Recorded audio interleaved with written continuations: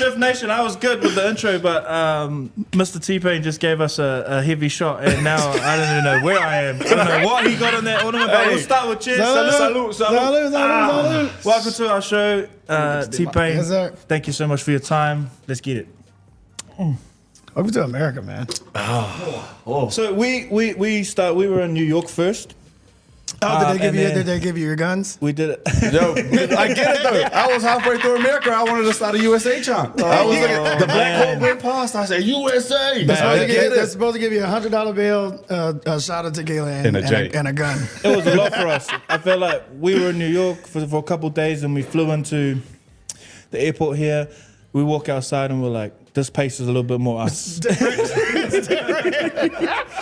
New York is different. We asked them, we said, what's the go here? They were like cheese and dairy and beers, and we were like, no, that's kind of like home. This is it. That is It's kind of like home. Same thing now. Same thing now. It's a lot less trees here. Oh, we don't wow. have trees. So we're in the middle of Milwaukee now. So Yeah. for you and Wisconsin, run us through like what this place means to you, or Wisconsin alone. So, just the timeline, like, in 2007 when I did I Can Put You in a Mansion somewhere in Wisconsin, it was like, I don't even think I had been here before. And I don't think I had been here before that. So I kind of just... Okay, New Zealand, we fully think this is your home. We honestly think where he's like T-Pain's in the streets Well, it in is Wisconsin. now. Well, it is now yeah. because now June 11th is T-Pain Day. Saw that. Congratulations. Yeah, thank Congratulations. you. So thank you, man. But before I said that, I don't think I had been here before that.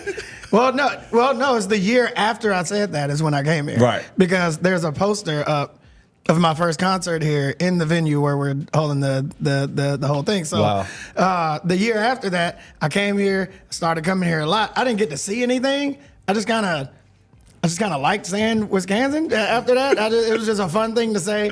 I kept saying it.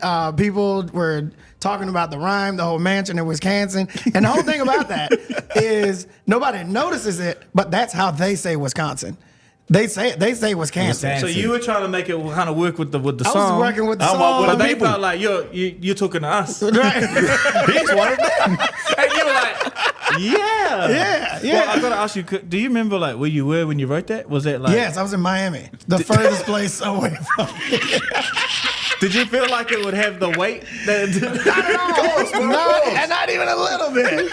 It was just such a boring night. I didn't think it was gonna be I didn't think that song was gonna do anything at all. I was like making album fillers that night, and Can't Believe It came up, and I was literally just trying to make a song to get my album to like 17 songs. It wasn't even supposed to be a single, and then it just happened. Yeah, 100%. Yeah. We like I'm 34, Brook's 33. I remember being in high school, and then after high school going to the clubs. Yeah. And you were our era, like, you know what I mean? And you still I turned 40 this year. You're 40. Man, you look good. Thanks. You look good, bro. I mean, It's that Wisconsin water. I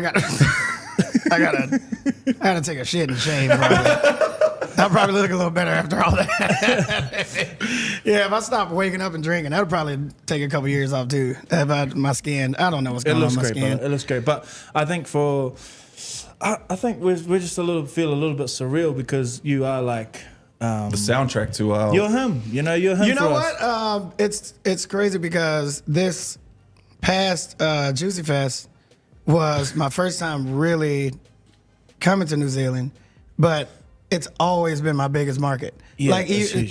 Oh, really? Including the U.S. So how come? Like, What took you so long to come? Come on, nobody booked me. leave him on him more. I feel Every you. year I went to. I see Bro, the stats and I'm not coming. I was right there. I've already got that. There was like 6 years where I went to Australia every year, and I was like, "Can we pop over real quick?" Do you know New Zealand, when we see those tours, we literally like, man, them, man. It's like 2 hours to get to us, And we get more energy. we see them we see Australians like corny, like they're like they're not it's really. like, I get it. But it's, We didn't have to go there. Sorry. I've always wanted to pop over, and because like I always check my analytics and all that stuff like that, and it's always been my biggest market, and I've never gotten to pop over, and the first time I went, You felt the love. I was like, dude, I want to stay. Yeah. It's literally since Since I went, this is my favorite place. Like, for real. Like, everybody always asked me, like, where my favorite place in the world was to go. Before I went to New Zealand, it was Japan. After that, well, you know why? Yeah. It's because of the culture that exists within our society. Yeah. Like that would probably be why. Now it's New Zealand. That no question. I only want to. I want to live there for real. And we want to have you too. Honestly, the analytics. When you talk about the analytics and having love in New Zealand, obviously we've been lucky to have some videos, but that was the one. And I think it's because everybody attracts themselves or attaches themselves to what you had for us growing up. Yeah. You're part of like core memories, and I think in a lot of us who grew up in New Zealand. I think that's why it's taken off. The response we've had of people even coming here. I have to ask though, like, you know, with, I'm gonna say, out of everyone, I wear like the tinfoil hat out of everyone here. Like I'm on that buzz, and I followed your career. I watch a lot of what you say, and I'm like, yeah, nah, T-Pain didn't do a deal with the devil. I know he didn't do that. I was like, that guy, his soul's attached to who he is. I keep asking everybody for the email or whatever the application is to get into the Illuminati. Please send it to me. They're leaving me out. They are leaving me out. They know I'm going to talk too much. I talk way too much. They won't. He's telling on us. He is telling. We want to allow them in, but we can't because we know what's going to happen.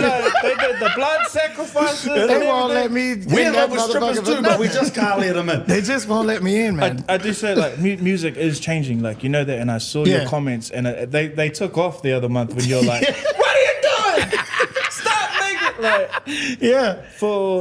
and I don't know if you've heard of Skepta, but I saw him say something at the British Awards recently. It's like, I don't know if you artists can feel it.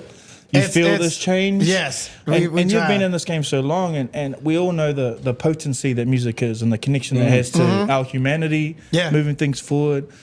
What's the state of music right now for you? Just like, I think it's coming to a change. I think the people are getting that things need to change. And it's not for any kind of economic or morality reasons. It's just like music really used to be fun. That's what it was for.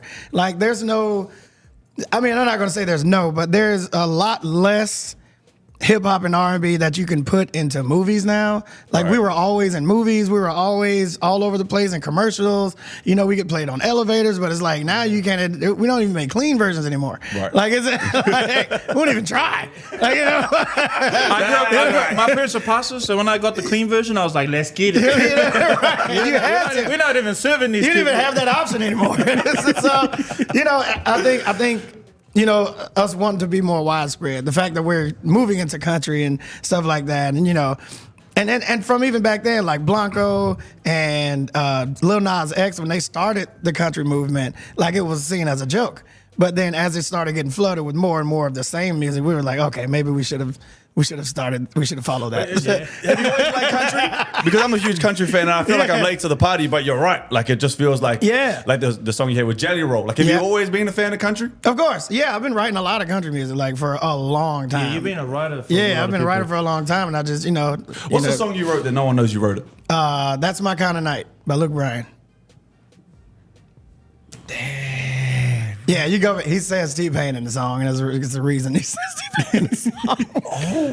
But that's how much you love music, right? Because you just want to be a part of. I just want to be a part of it, man. I want to be in the conversation. I want to be in the know. I want to know what's next, and not for any kind of advantage or anything like that. It's just because it's exciting to me. I really, really love music. In our country, you would have heard of the All Blacks. Yeah, they're like they're a certain type of rugby, but this is our other national team. It's called the Warriors. The New Zealand Warriors. And I know that's kind of big, but is it 3X? Is it 3X? Yeah, that's a big X. Come on, man. We can talk about this, guys. Come on. This is actually like 5X, but it's like a normal 3X. But you can be baggy, because the athletes is real tight. If I have muscles, it'll fit. You already know what it is, man. It's your boy here, T-Pain. Optiwise. Boom! Here comes the boom! Here comes cheese! Yes, sir.